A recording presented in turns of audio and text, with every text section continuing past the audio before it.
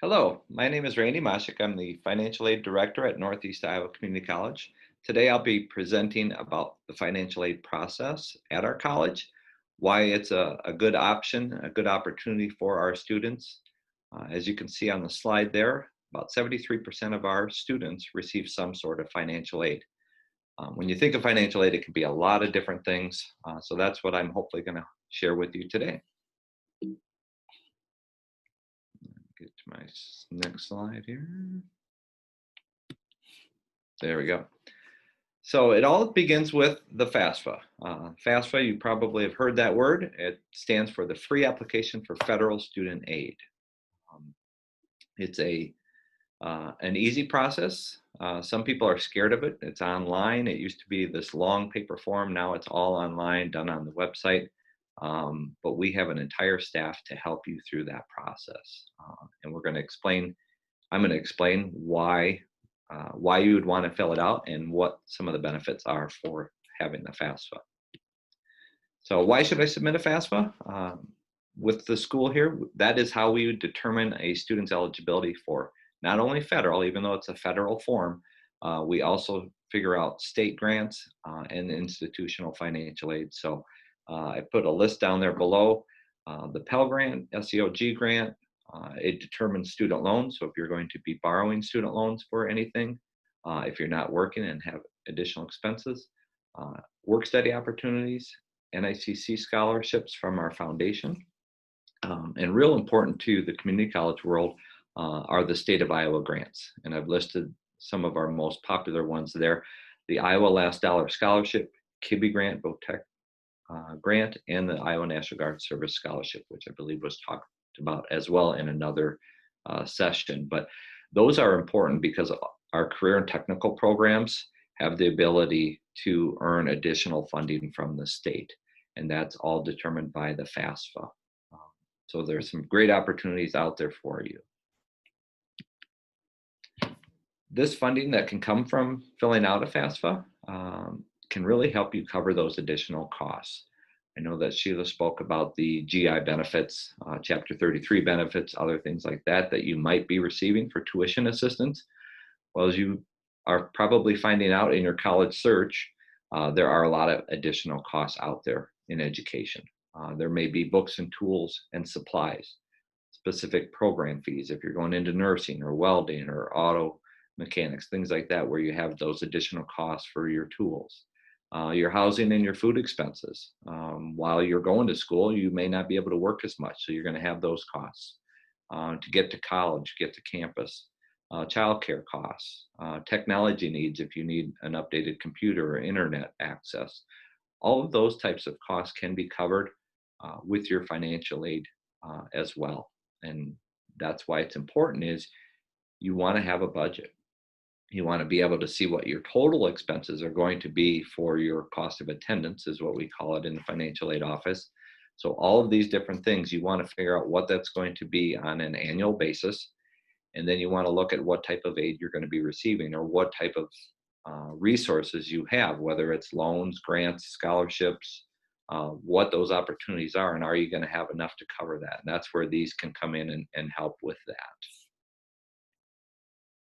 So how and when to submit the FAFSA? Like I said, it's an online form. You do need to submit a FAFSA for each school year that you'll be attending. And when we say school year, at NICC, we start in the fall semester. So we start in August. That's the fall semester. Spring starts in January, the spring semester, and then we also have a summer semester. Depending on the type of program you're in, you may not have required summer classes, but a lot of the technical programs do. So you do want to look at that full 12-month budget, and the FAFSA would cover all 3 semesters. Now you can apply each year after October 1st. And so if we're looking for this year, October 1st will come and you can apply for the 21-22 school year.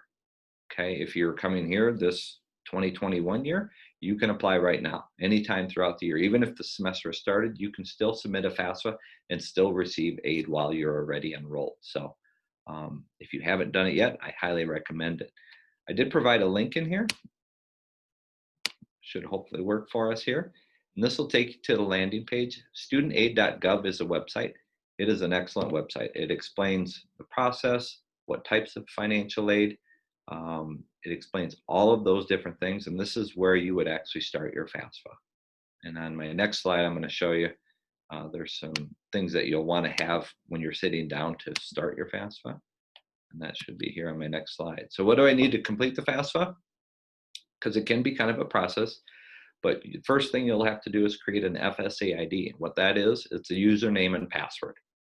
And that's going to be for everything related to your federal student aid. So if you're going to take out student loans, you'll need that to get in and manage your loans, to sign your master promissory note, to do your loan entrance counseling and exit counseling, things like that. To manage your account, you'll use that FSA ID for forever. So you'll need access to your social security number, date of birth, driver's license, all your federal and state tax information. You'll want to have copies of your taxes.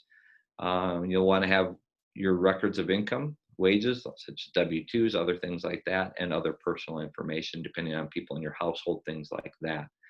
Now, we do have this real helpful checklist.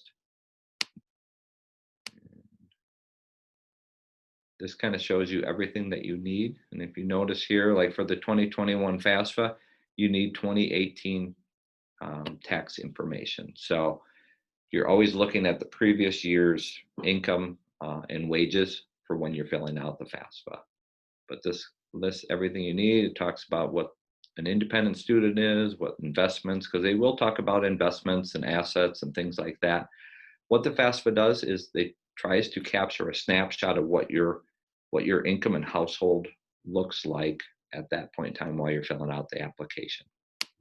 Now, they are aware that sometimes things change. People get married, have kids, things like that, that can change the effects of your FAFSA. So, but what that does is they take all these different things, the age of this student, if they're married, if they have dependents, wages, investments, all those things, they put it into a formula, and then that gives us an expected family contribution. So that number is what we use to determine whether you're eligible for certain types of grants, certain types of loans, certain scholarships, things like that. So that's how we do it.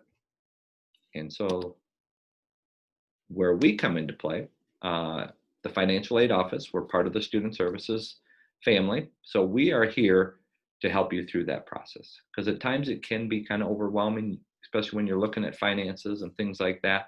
But we have a lot of great resources to help you through that process.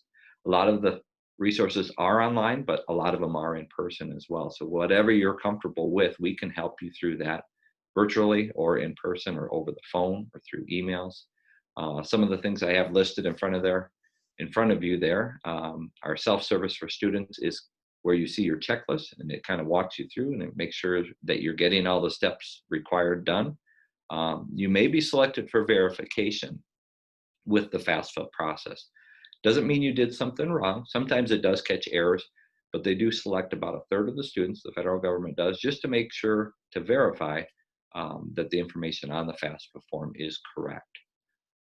After that process is completed, then we will send you an email about your offer letter. Your offer letter shows what types of aid you would be eligible for based on full-time enrollment. Now, maybe you're only going to take 6 credits at a time. So some of those grants and awards can be prorated. Some of them can't, some of them can, but we'll let you know which ones can, how to accept those awards, and then eventually how to apply that towards your tuition and fees, so that you can budget the rest of your money. And part of that student services team is our certifying official as well. So you'd be working with them on your GI benefits. They would help you get you certified, get the paperwork going for you, so we can kind of help you through all those different steps in that enrollment process. Here is my contact information for our office. So again, my name is Randy Mashek. I'm the financial aid director. We've got our email address on there. We've got our website that can walk you through a lot of these things that I just spoke about today. But we're open Monday through Friday, 7:30 to 4:30 p.m. Our main office with our extension, you may get a few different people because we've got about 10 people in our student services office that the phones ring to that can help you through all of those things. There's never a dumb question. It is a process, so be patient. But we will get you through it, and we're here to help you. Thank you. Be sure to watch some of those other videos, some of those other sessions for our military students. There's a lot of great information out there, but just know that we are here to help you. Have a great day. Thank you.